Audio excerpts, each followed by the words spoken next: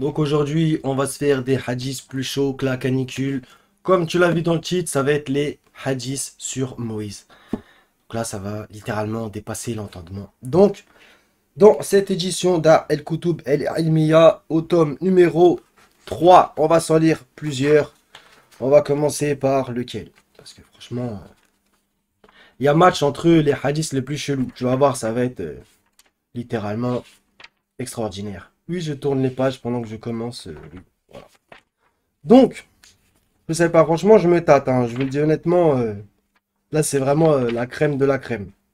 Donc, Moïse décrit comme ça, je sais pas si même Charlie Hebdo aurait osé. Donc, on va commencer par le 3403 qui va parler des enfants d'Israël. Donc, Abu Huraira dit, aurait dit, l'envoyé d'Allah dit, en vérité, ça se voit qu'il n'a jamais rien dit.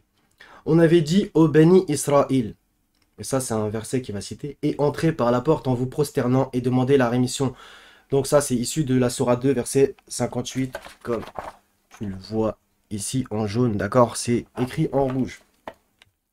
Et regarde la suite un peu. Mais ils entrèrent en se traînant sur leurs fesses et en disant un grain dans un cheveu. Donc j'ai rien compris à la fin, un grain dans un cheveu, mais le délire c'est mais ils entrèrent en se traînant sur leurs fesses. Donc, je sais pas, ils ont peut-être fait un moonwalk. Après, ils ont tout twerké ou je sais pas quoi. Selon ce hadith. C'est quoi ces histoires encore?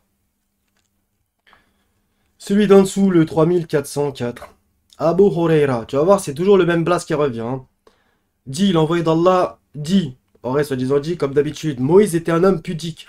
D'ailleurs, par pudeur, il ne laissait voir rien de sa peau. Cela poussa quelques-uns des bannis Israël à le calomnier en disant il ne se calfeutre ainsi que parce qu'il a un défaut de la peau, la lèpre, une hernie testiculaire ou un autre défaut. Ça va les conjectures. Et Allah voulut alors innocenter Moïse de ses propos. Et un jour que Moïse était seul, il posa ses vêtements sur un rocher, puis il se lava. Quand il eut terminé, il se dirigea vers ses vêtements pour les prendre, mais le rocher se mit à courir. En emportant les vêtements, quant à Moïse, il prit son bâton et se mit à poursuivre le rocher, en criant « Mes vêtements, ô rocher, mes vêtements, ô rocher !» Franchement, comment tu veux pas rigoler? Il arriva ensuite à une assemblée de quelques Israélites qui purent alors les voir tout nus. Ainsi, ils remarquèrent qu'il était le plus beau des êtres créés par Allah. C'est ainsi que Allah l'innocentant de ce qu'il disait, et le rocher s'arrêta, et Moïse prit ses vêtements et les mit en avant de se mettre à frapper le rocher avec son bâton.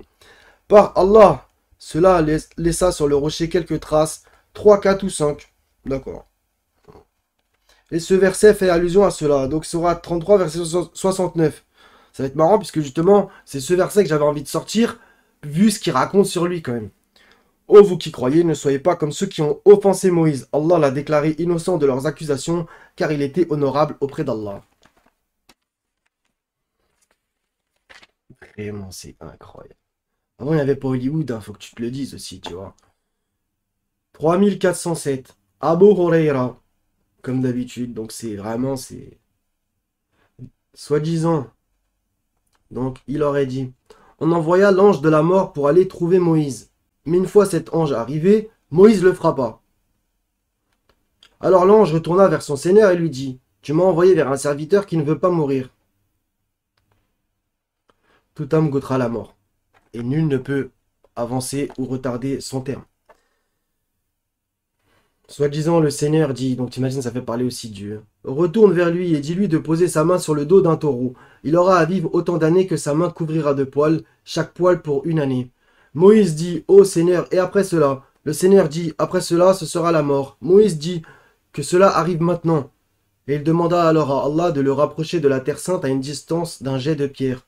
Abu Huraira dit, l'envoyé d'Allah dit, soi-disant, si j'étais en cet endroit, je vous aurais montré sa tombe sur le bord de la route au-dessous d'une dune rouge. C'est incroyable. Donc ça peut parler Dieu, Moïse et Mohammed aussi. T'imagines un peu le délire. Hein. Le 3408 et 9. Abu Huraira dit, s'étant disputé avec un juif, un homme d'entre les musulmans jura en disant, par celui qui a préféré Mohammed à toutes les créatures. À ces mots, le juif dit, par celui qui a préféré Moïse à toutes les créatures, Sur ce, le musulman gifla le juif, et le juif alla trouver le prophète, et il informa de l'incident. Voilà ce que le prophète aurait soi-disant dit. Ne me préférez pas à Moïse, car le jour de la résurrection, les hommes seront foudroyés. Je serai le premier à reprendre connaissance, et je trouverai alors Moïse saisissant un des coins du trône. Mais je ne saurais s'il faisait partie de ceux foudroyés et qu'il aurait repris connaissance avant moi, ou bien de ceux exceptés par Allah. Moïse saisissant un des coins du trône. Je sais pas moi, tu t'accroches au trône divin aussi, c'est quoi ça? Moi j'allais sortir un truc, mais bon, bref. 3409. Abu Huraira dit, l'envoyé d'Allah aurait soi-disant dit, Adam et Moïse argumentèrent l'un contre l'autre. Et Moïse lui dit, c'est toi, Adam, que ta faute a fait sortir du paradis. Et Adam lui dit, et toi, tu es Moïse que Allah a distingué par ses messages et sa parole. Et te voilà en train de me reprocher une chose qui me fut destinée avant même que je ne sois créé. L'envoyé d'Allah dit, Adam put réfuter l'argument de Moïse, par 2 fois. En fait, soi-disant, ils se font des débats, en fait. Mais c'est quoi ce délire, en fait? Un peu avec le truc de la prédestination au passage, un petit peu. Alors que Adam et Ève, ils ont fauté, ils ont fait leur choix, et voilà, point. Ils ont demandé pardon à Seigneur, le Seigneur a créé le repentir, point. C'est vraiment incroyable. Donc t'imagines un peu ce qu'on raconte sur Moïse. Il y en a d'autres, hein, sur Ayoub, par exemple, dans les pages d'avant, donc sur Job.